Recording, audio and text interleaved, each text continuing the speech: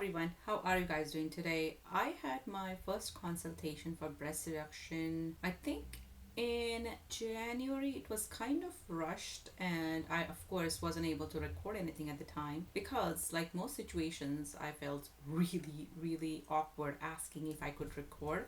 But then one of you guys on my previous video left a message saying that if I could record my consultation, and luckily, because of COVID, I was scheduled for a second consultation.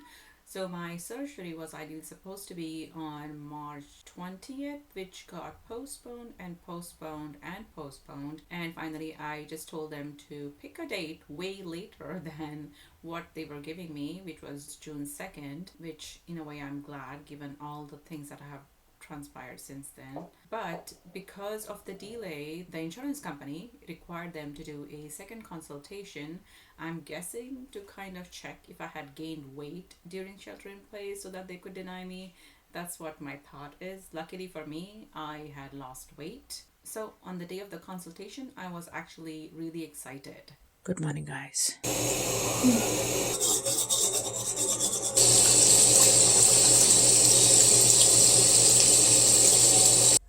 I'm just transferring over some of the files from my phone to my computer, and then I'm gonna get ready.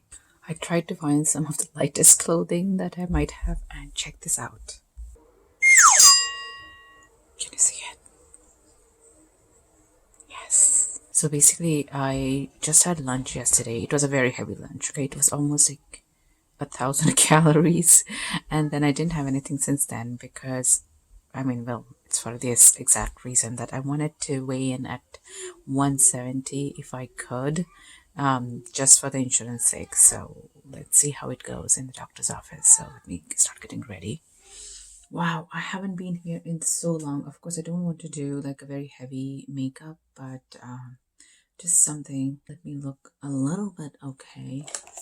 My hair is so bad. Like the grays are showing. My eyebrows, I just tried to pluck them myself. I haven't been to an eyebrow whatever lady in a while. It feels so bizarre. This lockdown is weird to say the least. Since I haven't eaten anything, I'm kind of worried. I'm trying to not drink anything also because water does add weight. And today it's all about weight, But yeah, I am a little bit worried about getting cramps or something like that when I'm driving. That would be bad. I also haven't driven in like forever, and it's making me feel like I'm going on an adventure. So stupid. With this lockdown, my makeup use up is kind of on hold. I have stopped putting makeup almost altogether. I still have a lot of time. I think I'm gonna go and play with my kids until I have to leave in like 15 minutes. Google's traffic predictions are so off. I was like, it's showing me traffic jams for like those entryways into highways, where you have to like stop and go at lights, because it's, I guess, so not used to this. Like it's bizarre. It's just bizarre. Okay, I've just barely made it in time. Now I'm supposed to go in. They're gonna give me a mask, and hopefully everything will go as planned. Let's see. Oh, come on. I need my water bottle. Okay.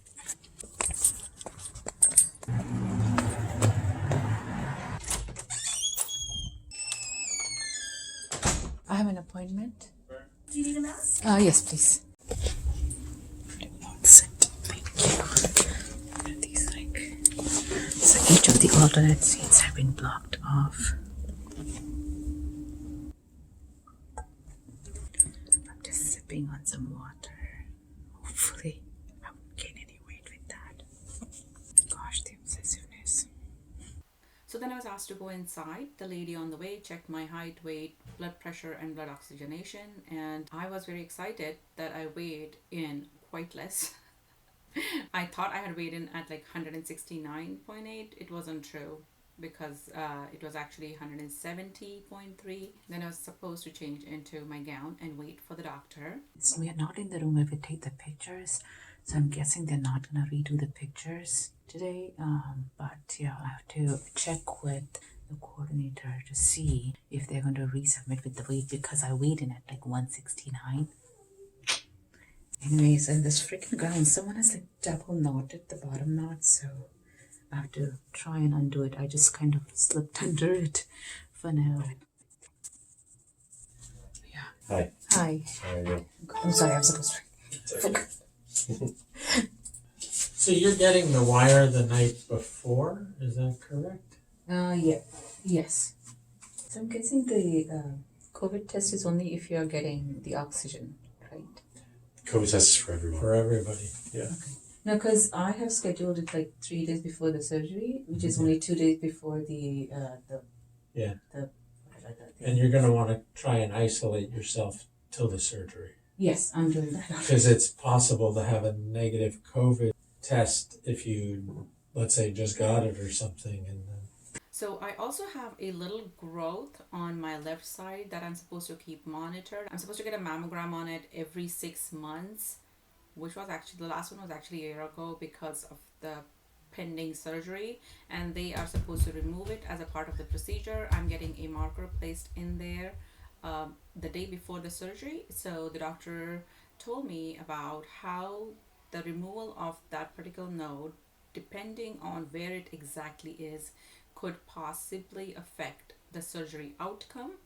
And then he also explained to me what the possible side effects or undesirable effects of the surgery could be. You can have problems healing the breast tissue, parts of it not surviving, and small wounds that may open. Okay. And then with the COVID situation, hard to totally advise you on what the risks are. Certainly there's a risk of if you have the infection or getting the infection. We're doing everything we can here to limit that, and it's felt to be safe to start doing stuff again. But testing everybody, we've all been tested. And then after that, it's such a new thing that studies are coming out every day. Right. So is this kind of the post-surgery bra that you would use? I had brought along the post-operation harness that Stanford gives you. I have 2 of these now. They look super cute when you just look at them. It has like a front Velcro closure. The problem for me is that because of the height and how short my torso is, the bottom part just starts like rolling up when I, move even a little bit. And then the Velcro kind of starts digging into my skin. It gets really uncomfortable. So I wanted to know if I could bring one of my own surgical bras. So this one has a zipper front, and I have purchased all of them so they would fit a 34D band size. And this one has kind of a clasp closure in the front. I was hoping that they would let me bring one of these to the surgery and I could go home in one of these, but the doctor didn't seem to agree with that idea. We either put you in that or ace bandages. Oh, okay. Because bandages would be just fine. But I was just wondering if I should bring So these. we'll put you in something, and then I would recommend something like you have that zips in the front. Right. But a sports bra or nursing bras are pretty good. We usually only have you leave the dressing we put on for the first 2 days. If it rolls up or it gets uncomfortable or it rolls down or something like that, you can change it sooner. What we've seen over time in plastic surgery is that the advantage of using drains versus not using drains, the advantage of the drains doesn't outweigh the risk. I used to use them and just keep them in overnight, particularly when people stayed in the hospital and we took them out the next morning. But since I've stopped using them, I haven't seen a big difference. Even the drain doesn't mean you won't collect fluid. I asked him about free nipple graft and if I was getting one. You could do that. You're not necessarily somebody that needs that based on your size. Okay. And there can be problems healing that so that you can lose part of the graft. You can essentially lose sensation, which you can lose anyway with this operation. And you can get a loss of pigmentation, which you can also get, but that's all much higher with the graft. We do sometimes unexpectedly have to do a free nipple graft. In my experience, even if you lose part of the areola, it typically looks better when it heals than the grafts. And knock wood, I've not seen somebody lose the whole nipple and areola. After the main doctor left, the other doctor that was with him, I think he's going to assist in my surgery as well, proceeded to explain how the surgery is going to go. Your incisions, this is your nipple. The incision goes around the nipple, down the breast, and then along the fold underneath your breast. It's called an anchor pattern scar. The main issue we see with these incisions is that there's T-point breakdown. 5 to 10% of the time in these 2 areas. So this part can have a chronic wound that develops after surgery. It requires sometimes a couple weeks of wound treatments, sometimes a couple months, just depends on how bad the necrosis is there. It doesn't happen to everyone, but it does happen with some regularity. So I like to let people know that's the main thing that we see. Other than that, it's all dead risk there. Dr. Khan discuss with you. Like, am I supposed to bring pictures of what I want and all that, or how does it work? Yeah, that's a great question. You're more than welcome to. Okay. A lot of the way we determine how much tissue will be removed is it's used. There's a measurement that's used, and Dr. Khan determines how much tissue he would like to remove in surgery, and then as they're proceeding through the surgery, they decide how much is reasonable to take away without losing the blood supply in the nipple. So you're welcome to, but we can't guarantee that we'll get them to that size. But it gives them a good, if there is some decision making where they can go further or go less, then they can make that decision based on those pictures. 2 days after you're going to remove all those dressings, you're going to take those dressings off. You'll be able to see your incisions, and then you'll get into the shower. Everything can get soapy and wet, but don't scrub your incisions with if it's just gauze over top of the incisions, you can just take that off. And I can give you some tape today. Okay. Give you this tape right here. So you can, when you put the gauze back on, you can just tape it on like this, and then use just to have it stay on until you get the binder back on. Or you can use Ace wraps. I'll take that. Or after that 2 days, you just go into a soft compressive sports bra. No sleeping restrictions. It's gonna be you're not gonna want to sleep on your stomach. It's gonna be very uncomfortable. So your body will let you know when it's okay sleeping on your stomach. And then finally, I asked him about resubmitting my lower weight to the insurance, and this was his response. You don't need to. Once it's approved, we are allowed to do it. We let them know an estimated volume. That's largely what it's based off of, is estimated volume. But once we get in there, it is our final decision on how much tissue we remove, and we've never had any insurance deny. Estimated reduction of 600 milligrams per breast. 600 grams is what that should say.